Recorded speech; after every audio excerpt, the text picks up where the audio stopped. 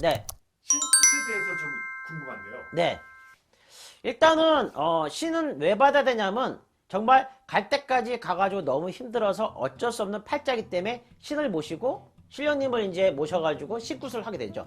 신굿의 종류는 세 가지나 뭐 다섯 가지로 나눠지는데 너무 어차피 지금 이 보는 영상이 일반인도 물론 해당이 되지만 신령님 모신 제자들한테도 포함되는 영상이시기 때문에 그래서 설명하려고 합니다. 신굿의 종류는 첫 번째 신내림굿, 신굿이라 말하고요. 두 번째 소술굿, 소술굿이란 게 뭐냐면 신령님을 내가 받았으니까 이제 내가 잘 솟아서 성공해라. 뭐 그래서 뭐 소술굿이라 표현을 하고요. 세 번째는 불림굿이라 말합니다. 불림굿이라는 건 뭐냐면 말 그대로 내가 신령님 모신 제자니까 잘 불려서 잘 풀려서 편하게 잘 사는 게 주 목적이기 때문에 불림굿이라 말합니다. 신굿은 당연히 1년에 뭐 한 번 한다, 두 번 한다, 세 번 한다 그런 의미가 아니고요. 한 번만 합니다. 신굿은 한 번만 하고요.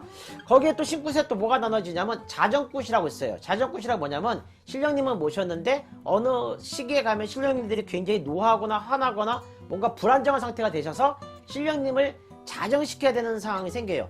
이때 만약에 자정이 되지 않으면 제자가 신령님 모신 지 얼마 안 됐기 때문에 자살 충동도 느끼게 되고요. 그 다음에 금전에도 씨가 마르기도 하고 그 다음에 또한 너무 힘들어요. 마음 부분이. 그래서 신령님을 자정을 시킴으로 해서 신령님 모신 제자 자체도 마음이 안정이 되기 때문에 자살 충동이 사라지게 되고 마음이 편해지기 때문에 자정굿을 하게 됩니다. 그 기간은 정해져 있지가 않아요. 이게 신굿이 잘못돼가지고 자정굿을 하는 게 아니고요. 신굿을 통해서 말문이 다 터져서 잘 됐다 하더라도 자정굿을 하는 경우도 있어요. 1년에 두 번 할 수도 있고 세 번 할 수도 있고 아니면 뭐 3년 후에 그게 자정이 안 돼가지고 자정굿을 하는 경우가 있기 때문에 자정굿은 원래 기간이 정해져 있는 게 아니고요. 상황에 따라서 가다가 버티다 도저히 안 됐었을 때 자정굿을 하는 경우도 있고요. 그 다음에 이제 또 뭐가 있냐면 신가리굿이라고 말하는데요. 신가리굿이란 거는 뭐냐면 신굿을 했어요. 근데 선생이 원래로 따지면 그 신령님의 원력으로 말문 터져야 되는 게 맞는데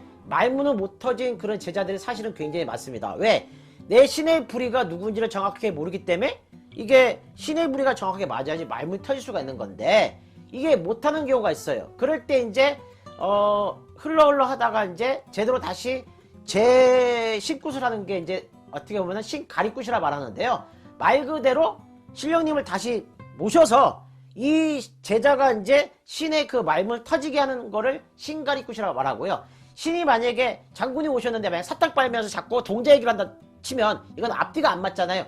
그렇게 제자리로 내 역할을 할 수 있게 하는 게 신가리굿이라 말합니다. 그리고 신굿을 했었을 때 법당이 있는 경우가 있고 없는 경우가 있는데요. 가장 좋은 방법은 뭐냐면 신령님 모시고 나서 신굿하고 나서 이제 제자가 바로 뭐 얼마 지나지 않아서 바로 법당을 꾸며서 이제 손님을 받고 점서를 봤었을 때 법당이 있는 경우가 거의 대부분이에요. 근데 간혹가다가 20에서 30%는 법당이 없는 경우가 있습니다. 법당이 없다 해서 그 신아버지나 신어머니가 물론 진짜 뭐 사기를 치려고 만약에 법당 꾸미지 않았다라면 그 문제가 심각한 거지만 그런 의도가 아니고 어떤 이유에 의해서 법당이 없다라면 그게 다 사기꾼은 아닌데 이거를 사기꾼으로 몰아가는 그런 거는 뭔가 좀 문제가 있다 판단이 되고요. 이거는 해석이 필요할 것 같은데요. 법당이 없는 경우는 어떤 경우인가? 첫 번째, 신을 잘 모셔가지고 말문은 터졌는데 어떻게 보면은 말문 터졌다 점사를 보는 건 아니거든요. 바로 점사를 볼 수도 있지만 신령님이 공부를 하셔야 돼요. 공부가 다 끝나야지 말문이 터진 김에 점사를 볼 수가 있는데 신령님이 공부가 되지 않은 상태라면은 말문이 터졌지만 점사가 나오지가 않아요. 그리고 왜 그러면은 이렇게 생각할 수 있죠. 점사가 나오지 않는데 왜 신을 모셨냐? 왜 신을 모시게 했냐? 살기 위해서. 왜 그러냐면 신이 왔다라는 거는 이상한 현상과 5만 가지 일이 다 생겨서 내가 정말 죽을 만큼 너무 힘들어요. 근데 이거를 만약에 방치했었을 때는 자살을 한다거나 아니면은 누군가 사고를 쳐가지고 누구를 죽인다거나 해서 감옥을 간다 해서 인생이 엉망진창 될 수 있잖아요.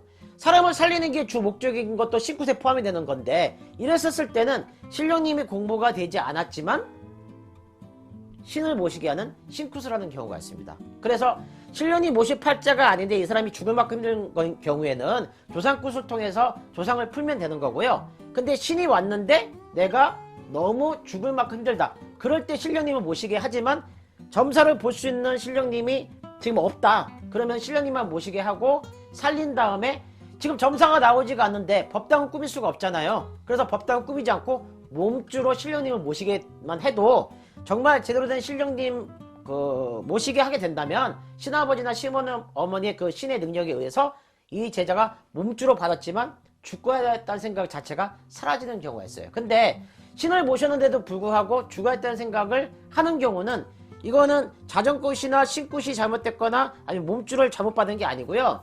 우울증.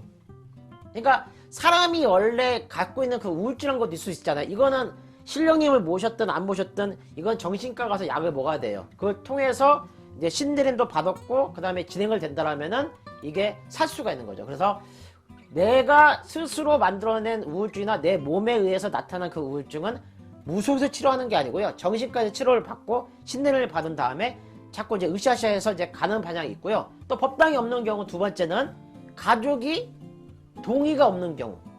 예를 들어서 내가 하다 보니까 그 아버지 어머니한테 알릴 틈도 없이 내가 살기 위해서 신을 모셨어요. 근데 말문도 터졌고 점사도 볼 수 있어요. 근데 합의가 안 될 수 있잖아요.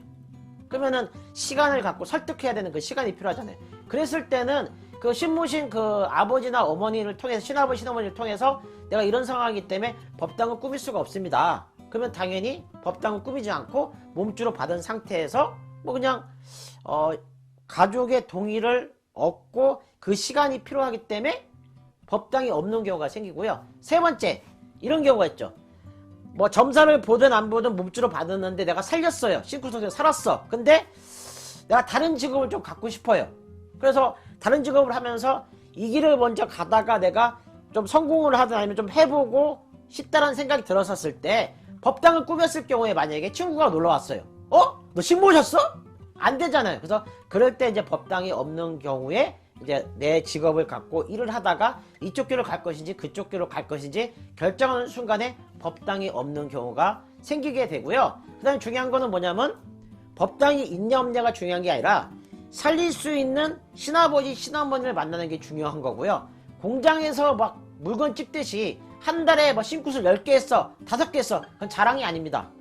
몇 년에 걸쳐서 만약에 신제자를 내더라도 제대로 된 신제자가 인생을 살 수 있게 길을 열어주는 게 신스승이고 신아버지고 신어머니인 거죠.